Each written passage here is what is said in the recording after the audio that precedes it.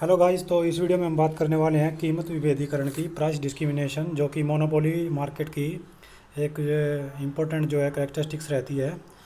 तो उसके अंदर क्या क्या चीज़ें आएंगी कीमत विभेदीकरण के अंदर, वो भी इसके अंदर हम समझेंगे। तो देखते हैं इसको। पहले जो है कीमत विभेदीकरण होता क्या है, परिभाषा क्या होती है उसकी।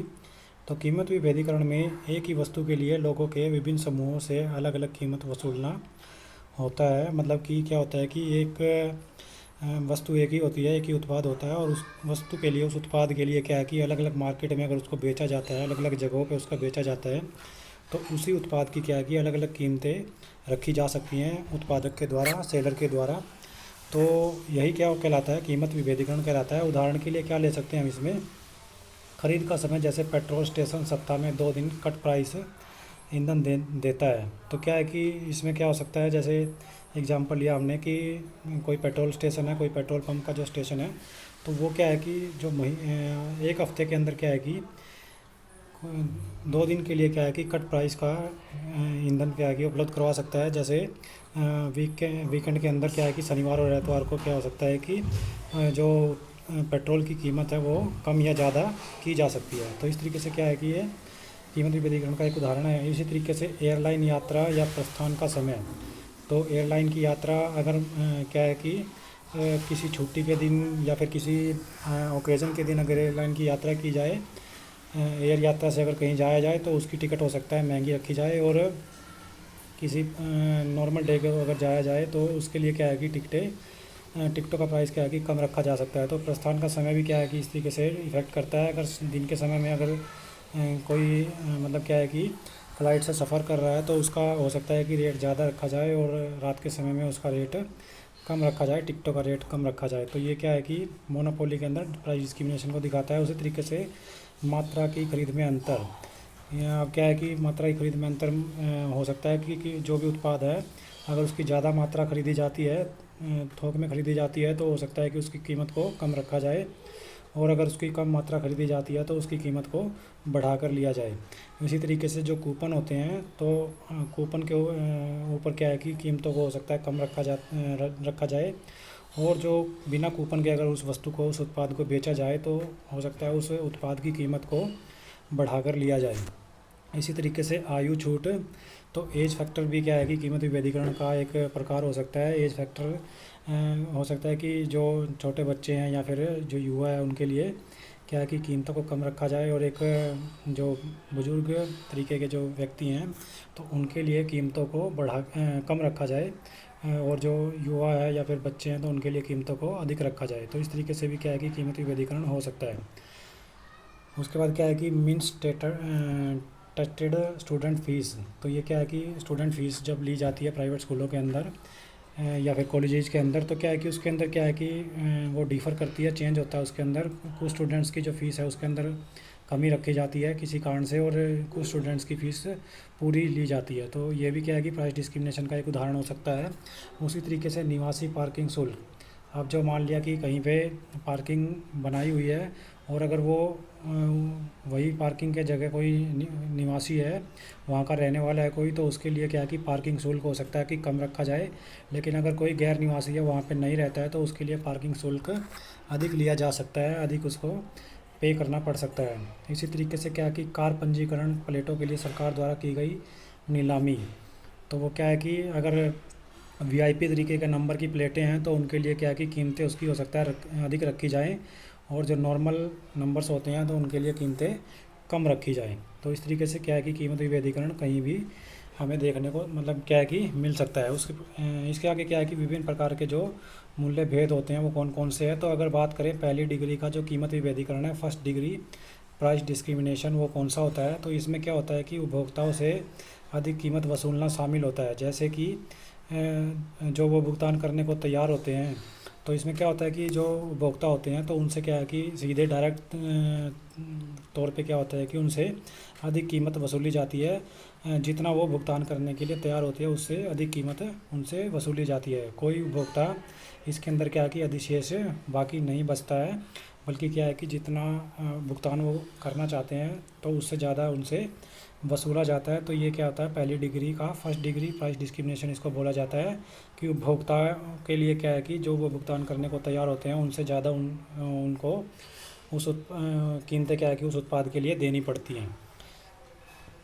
तो आगे क्या है कि इसके अंदर दूसरी डिग्री का अगर हम देखें तो सेकंड डिग्री प्राइस डिस्क्रिमिनेशन क्या होता है, इसमें उपभोक्ता की पसंद के आधार पर अलग अलग कीमतें वसूलना शामिल होता है।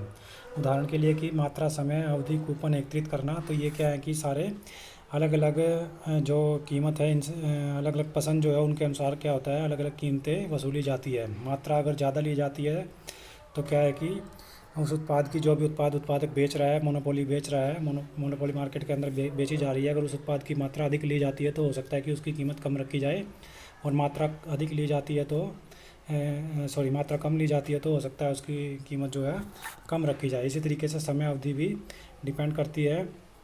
समय अवधि दिन और रात का अंदर क्या है कि इस तरीके से हो सकता है कि समय अवधि के अंदर क्या है कि प्राइस वेरी करे कम और ज़्यादा के अंदर। उसके बाद क्या कि कूपन के अंदर भी मैंने आपको पहले बता ही दिया, कूपन एकत्रित करना। तो क्या है कि अलग अलग पसंद के हिसाब से अगर कोई उपभोक्ता क्या है कि कूपन के हिसाब से ख़रीदना पसंद करता है तो हो सकता है उसके लिए प्राइस को कम रखा जाए, और जो उपभोक्ता क्या है कि बिना कूपन के ही उत्पाद को ख़रीदना पसंद करता है तो उसके लिए कीमत को हो सकता है अधिक रखा जाए। तो ये दूसरी डिग्री कीमत विभेदीकरण कहलाएगा, सेकंड डिग्री प्राइस डिस्क्रिमिनेशन कहलाएगा। 10 मिनट के बाद क्या है कि फ़ोन कॉल सस्ती हो जाती है। ये एक उदाहरण हो सकता है कि एक जो कंपनी है कोई भी सेलुलर फ़ोन की, तो उसके लिए क्या है कि 10 मिनट तक हो सकता है कि वो फ़ोन को 10 मिनट बात करने के लिए क्या है कि फ़ोन की जो कॉल रेट है वो सस्ती रखे, और उसके बाद क्या है कि उसको महंगी कर दे। तो ये इस तरीके से वेरी करता है। उसके बाद क्या है कि पहली संख्या की इकाइयों के लिए बिजली अधिक महंगी और खपत की गई बिजली की अधिक मात्रा के लिए सीमांत लागत कम है। तो क्या है कि पहली संख्या मान लो क्या है कि जो नीचे लेवल का या फिर जो घरेलू के अंदर क्या है कि बिजली यूज होती है, घरेलू उपभोक्ता जो बिजली यूज करते हैं उसके लिए क्या है कि जो बिजली होती है वो कम महंगी होती है। और जो हो सकता है कि उद्योग जो पहली संख्या की इकाइयाँ जैसे उद्योग है, बड़ी इंडस्ट्री है, तो उनके लिए जो बिजली हो सकती है वो महंगी हो सकती है। तो इस तरीके से प्राइस के अंदर क्या हो सकता है, डिस्क्रिमिनेशन हो सकता है, जो विभेदीकरण मिल सकता है। खपत की गई बिजली की अधिक मात्रा के लिए सीमांत लागत कम होती है। उसके बाद क्या है कि लॉयल्टी कार्ड अक्सर खरीदारों को भविष्य के उत्पादों पर छूट के साथ पुरस्कृत करते हैं। तो लॉयल्टी कार्ड दिए जाते हैं, उनके अनुसार क्या होते हैं, खरीदारों के जो भविष्य के जो उत्पाद होते हैं उनके ऊपर उनको छूट मिल जाती है उपभोक्ताओं को, जिनके पास वो लॉयल्टी कार्ड जाते हैं। और जिनके पास वो लॉयल्टी कार्ड नहीं पहुंच पाते हैं, जिनको नहीं मिल पाते हैं, तो उनके लिए वो उन उत्पादों की कीमतें अधिक रहती है। ये दूसरी प्रकार का क्या था, दूसरी प्रकार का कीमत विभेदीकरण था। उस इसमें एक और पॉइंट जो ये है कि यदि किसी अखबार से कूपन लेते हैं तो उसमें क्या है कि छूट मिल सकती है, और बिना कूपन के अखबार का अगर हम खरीदते हैं डायरेक्ट तो उसके क्या है कि कीमत उसकी ज़्यादा हो सकती है, अधिक हो सकती है। दूसरी डिग्री का जो कीमत विभेदीकरण है, कभी कभी क्या है कि इसको क्या कब बोला जाता है, अप्रत्यक्ष मूल्य विभेदीकरण के रूप में भी जाना जाता है, क्योंकि फर्म उपभोक्ताओं को यह चुनने की अनुमति देती है कि वे किस कीमत को का क्या है कि भुगतान करेंगे। तो ये क्या है कि एक अप्रत्यक्ष मूल्य विभेदीकरण इसको बोला जाता है, क्योंकि इसके अंदर क्या आता है कि उपभोक्ताओं की पसंद के अनुसार उनको क्या है कि कीमतों के ऊपर उत्पाद को बेचा जाता है। कुछ विकल्प क्या है कि सस्ते में पेश किए जाते हैं, क्योंकि वे उपभोक्ताओं पर लागत लगाते हैं, जैसे कूपन एकत्र करना, थोक सामाजिक घंटों में खरीदारी करना आदि, ये क्या रहते हैं इसके अंदर शामिल होते हैं। तो दूसरी डिग्री का जो सेकंड डिग्री प्राइस डिस्क्रिमिनेशन है उसको अप्रत्यक्ष मूल्य विभेदीकरण भी बोला जाता है। इसी तरीके से अगर हम बात करें तो थर्ड डिग्री, तीसरी डिग्री कीमत विभेदीकरण, थर्ड डिग्री प्राइस डिस्क्रिमिनेशन क्या होता है, इसमें लोगों को अलग अलग समूहों से अलग अलग कीमत वसूलना शामिल होता है। इसमें क्या होता है कि अलग अलग बाज़ार भी हो सकते हैं, अलग अलग जगहों के बाज़ार भी हो सकते हैं। तो इसमें क्या होता है कि अलग अलग समूहों से अलग अलग कीमतें वसूलना थर्ड डिग्री प्राइस डिस्क्रिमिनेशन कहलाता है, तीसरी डिग्री कीमत विभेदीकरण कहलाता है। इसके अंदर जैसे कि छात्र छूट है, तो एक ही कॉलेज के अंदर क्या है कि जो अलग अलग जो छात्र हैं, तो जो एक ही तरह के जो छात्र हैं उनमें क्या है कि अलग अलग तरीके से फ़ीस की जो है वो वेरी हो सकती है। कुछ छात्रों से क्या है कि फ़ीस को कम लिया जाता है, और कुछ को क्या है कि उनसे फ़ीस कंप्लीट पूरी ली जाती है। तो इसमें छात्रों को क्या है कि कुछ को छूट मिल जाती है फ़ीस के अंदर, और कुछ को नहीं मिल पाती है। इसी तरीके से वरिष्ठ नागरिक रेल कार्ड, तो रेल कार्ड जो बनते हैं तो उनके लिए क्या है कि जो वरिष्ठ नागरिक होते हैं तो उनके लिए वो रेल कार्ड जो होते हैं, वो जो उनकी कीमतें होती हैं, टिकटों की जो कीमतें होती हैं, रेल कार्ड की जो कीमतें होती हैं सफ़र के लिए, तो उनकी क्या है कि उसकी कीमतें कम रखी जाती हैं। और बाकी जो पैसेंजर्स होते हैं, बाकी जो यात्री होते हैं, उनके लिए जो रेल कार्ड या फिर जो सामान्य टिकटें हैं उनकी कीमतें ज़्यादा रखी जाती है। इसी तरीके से पीक यात्रा और ऑफ पीक यात्रा। तो पीक यात्रा मतलब ये वैरी करता है कि जैसे रेलवे के अंदर क्या है कि अलग अलग तरीके से जो है उसके अंदर अलग अलग तरीके से बॉक्सेज बनाए जाते हैं, डब्बे होते हैं अलग अलग तरीके से, जो फर्स्ट एसी का बोल सकते हैं, सेकंड एसी, थर्ड एसी। तो इस तरीके से क्या है कि स्लीपर और नॉर्मल सामान्य है, तो इस तरीके से क्या है कि उनके अंदर अलग अलग टिकटों को का कि भुगतान किया जाता है। दिन के समय तक सस्ते दाम, जैसे पब में क्या है कि हैप्पी आवर आमतौर पर शाम को पहले जहाँ मांग कम होती है।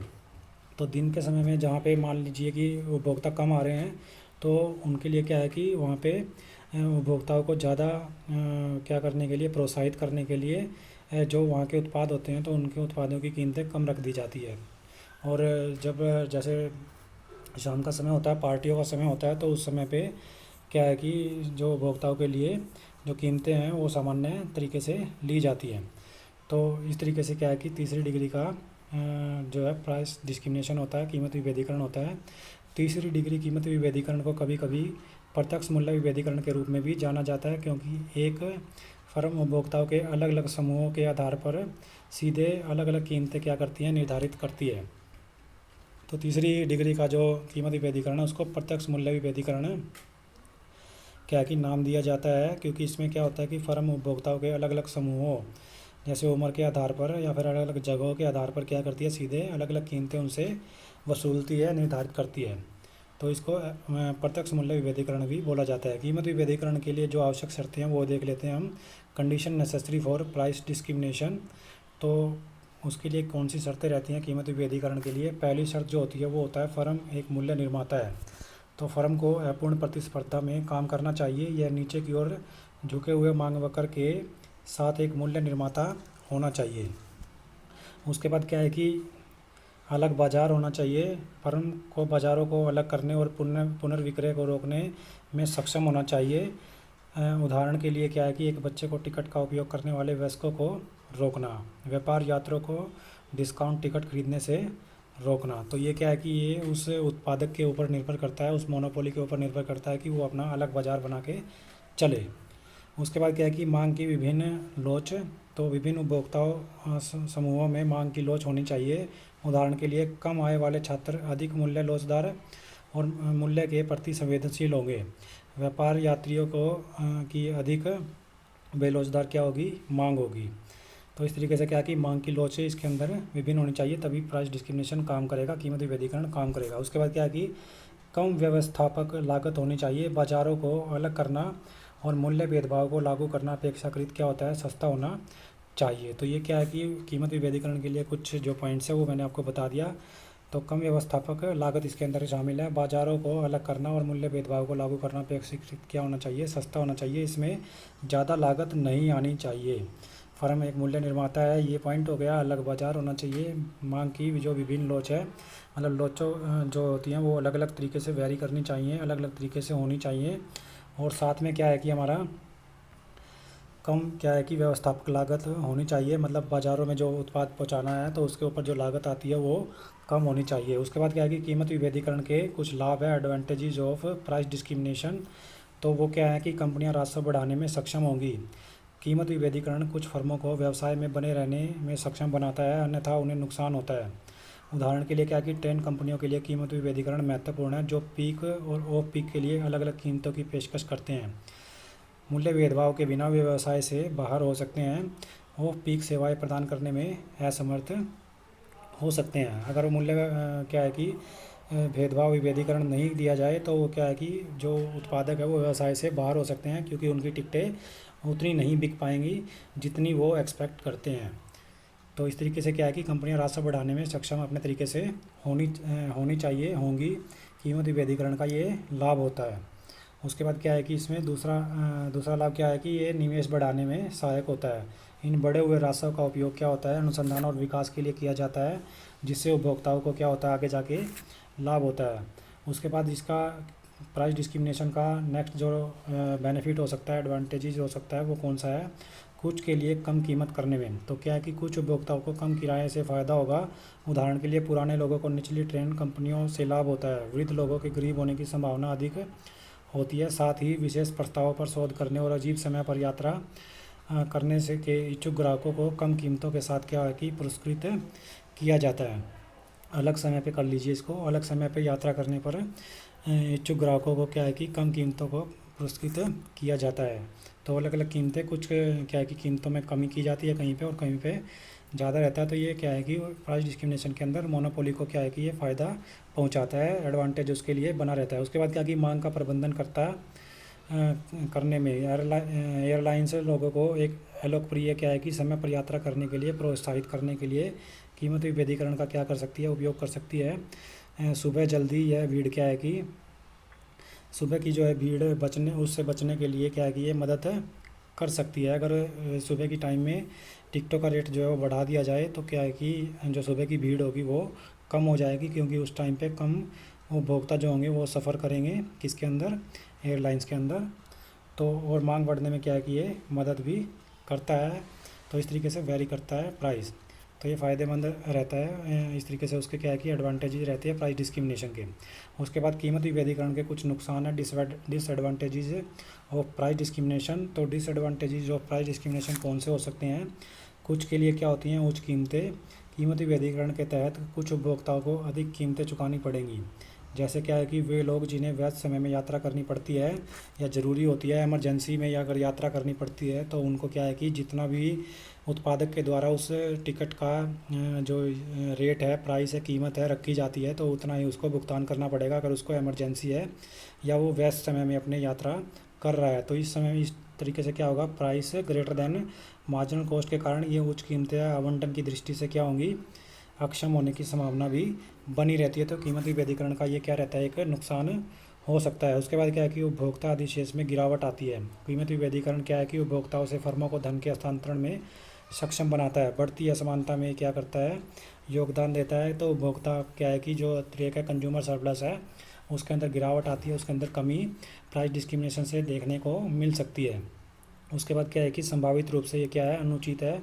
जो अधिक कीमत चुकाते हैं वे शायद सबसे गरीब न हो। और क्या है कि जो मतलब क्या है कि अधिक कीमत चुकाते हैं वो गरीब नहीं हो सकते हैं। और उदाहरण के लिए क्या है कि पूरी कीमत चुकाने वाले वयस्क जो होते हैं वो हो सकते हैं बेरोजगार भी हो, मतलब बेरोजगार हो सकते हैं जो पूरी कीमत उसकी चुकाते हैं, और जो हो सकता है कम कीमत देते हो वो गरीब ना हो।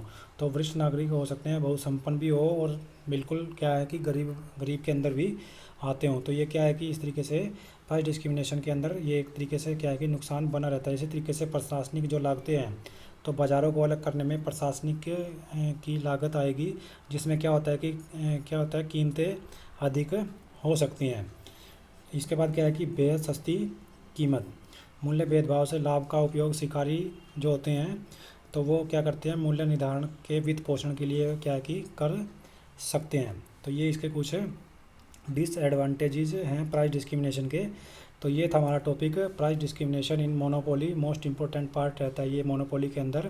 इसके अंदर हमने क्या है कि इसके तीनों जो क्या है कि डिग्री के हमने देखा है, first degree price discrimination, second degree price discrimination, third degree price discrimination. और हमने इसके अंदर क्या है कि इसके जो एडवांटेजेस हैं और जो इसके डिसएडवांटेजेस हैं, या फिर इसकी कुछ जो शर्तें हैं, जो कंडीशंस हैं, तो उनको भी हमने इसके अंदर देखा है। तो वीडियो को ज़्यादा से ज़्यादा लाइक कीजिए, शेयर कीजिए, और आगे के टॉपिक्स के लिए चैनल को सब्सक्राइब करना न भूलें। Thank you.